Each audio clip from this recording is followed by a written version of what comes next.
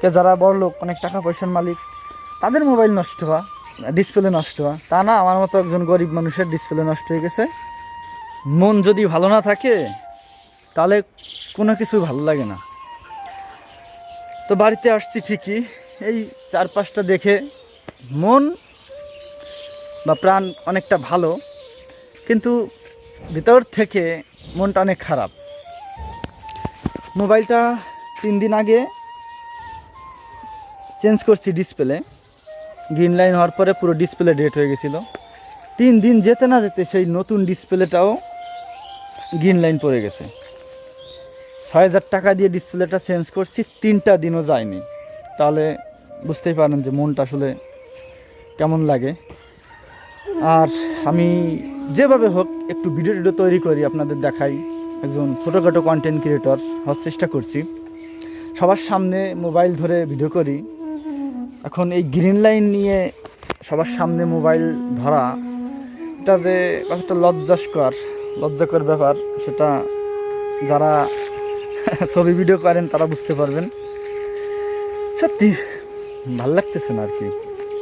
এতগুলো টাকা, গরিব মানুষ, 6,000 টাকা দিয়ে একটা ডিসপ্লে চেঞ্জ করছি। 6 মাস যেত, 3 মাস যেত, তাও মনকে বুঝ দেওয়া যেত, 3 মাস তো চালাইছি। 3 দিন গেছে ভাই, 3টা দিন পরে আমার ডিসপ্লে আবার পিঙ্ক লাইন চলে আসছে। গ্রিন লাইন পিঙ্ক লাইন তো সবে একই। এখন এগুলো আসলে ভালো লাগে না, ভালো লাগার কথাও না।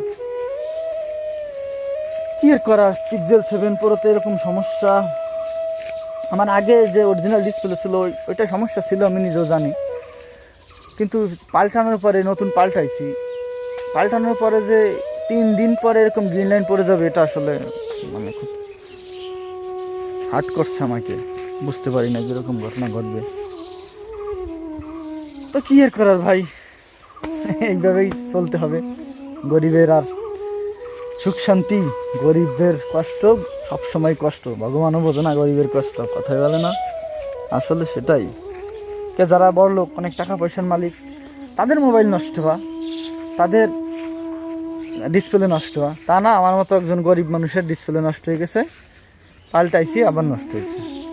এটা খুব খারাপ লাগতেছে। তো বাড়িতে আসছি, বাড়ির পরিবেশ যেরকম ছিল সেরকমই আছে।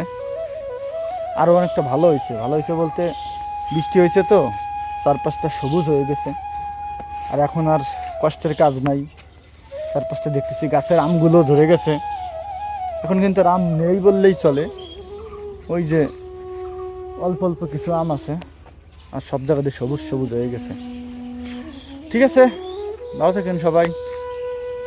আর মন ভালো কবে হবে জানি না, যেদিন ভগবান সামর্থ্য দেবে মোবাইল কেনার সেদিন কিনবো, সেদিন হয়তো মন ভালো হবে।